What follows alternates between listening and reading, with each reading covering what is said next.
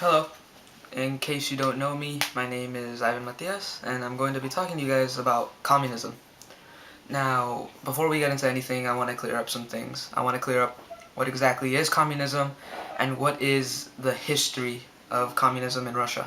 We're going to start off with the history of Russia, and I'm going to use some pictures to better explain the history of it. So, let's go. So now all of this begins before World War I, which was a difficult time for Russia because they couldn't finance the war. So what did the government do, to be exact?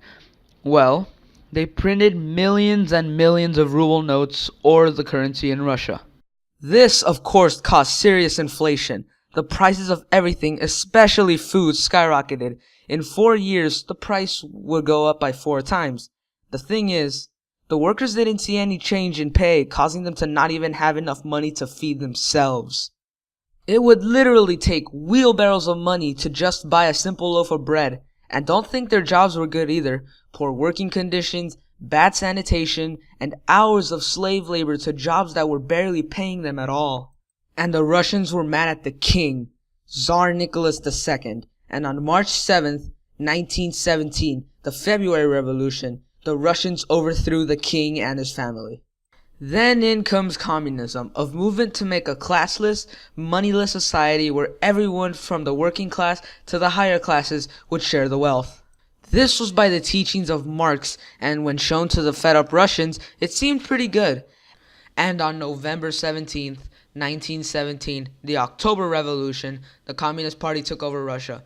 Now, out of all of this, there are 3 important people to remember: Lenin, Stalin, and Trotsky. Lenin led the February Revolution and did many things to establish the party before he was killed. Then Trotsky took over before he was exiled and assassinated by Stalin.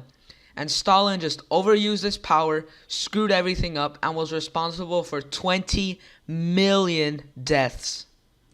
So now that we've finished explaining the definition of communism and the history of it, now let's go into the explanations. And I'm going to hit 2 birds with 1 stone by saying why it's globally competent. So, let's go. Now let's get into some examples, and I will start off with North Korea. Now, this became a communist country during World War II when Korea was taken over by the Japanese, and after the war, it was divided into the Soviet North Korea and the American South Korea. And in 1948, North Korea became a communist country. Second example is China, when Mao Zedong took control in China in 1949 and named China the People's Republic of China. At that point, it became a communist country and is ruled by the Communist Party of China. Next, there is Cuba, where Fidel Castro took over the government of Cuba with the revolution in 1959. It became totally communistic by 1961. It is ruled by the Communist Party of Cuba, and it became close to the Soviet Union after 1961. Fourth, there's the Laos. They have been communistic since 1975, and its official name is the Lao People's Democratic Republic. The revolution in 1975 was supported by Vietnam and the Soviet Union.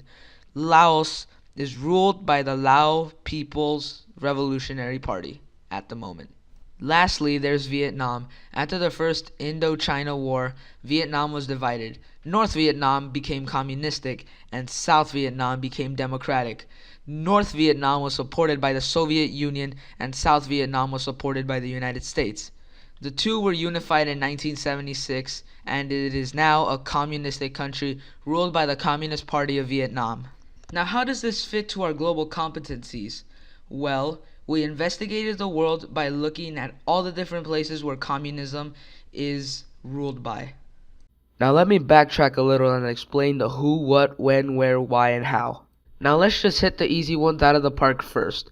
When communism started was in 1848. For what is communism? It is a movement to make a classless, moneyless society where people from the working class to the higher classes would share the wealth. As of how communism started, it was 1848 when Karl Marx wrote a short book about the ideas of communism, and when people would go to communism, they would go towards the book for the basic ideas. Where communism is, as of now, the 5 that I showed you previously are the last remaining communist countries in the world. As who started communism, it was started by two people, Karl Marx, of course, and Friedrich Engels.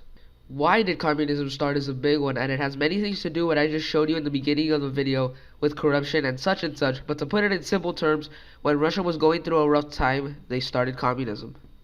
But why is this entire video significant to the class?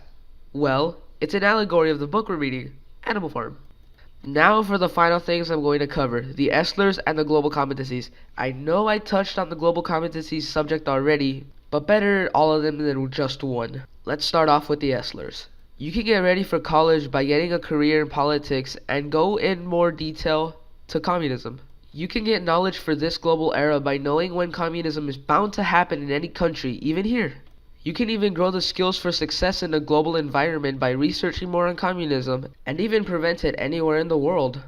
Now time for the global competencies. Communism communicates ideas because it was spread to so many places around the world over time. What we went through was investigating the world by looking at all the different places where communism was affected by. We look at how communism recognized and weighs perspective because Marx recognized perspectives of the people and they weighed the rules to make communism. And finally, you can take action, as I said before, by researching on communism and possibly even prevent it by happening to any other place in the world or the opposite and spread it. The choice is yours.